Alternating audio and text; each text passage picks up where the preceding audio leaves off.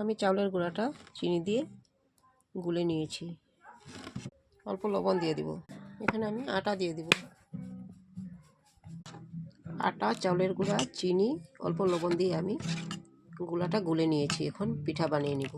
নারকেলটা আমি চিনি দিয়ে ভেজে নিয়েছি আর কর্পূর অল্প দিয়ে দিয়েছি। তাওয়াতে তেল গরম হয়ে গেছে, এখন বানিয়ে নিব।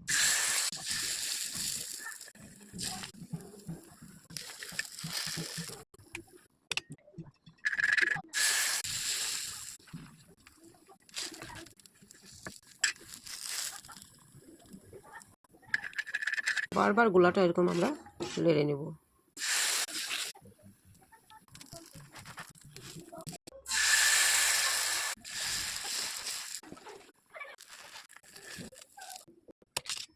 আমার পাটিসাপটার রেসিপি হয়ে গেছে। Thank you.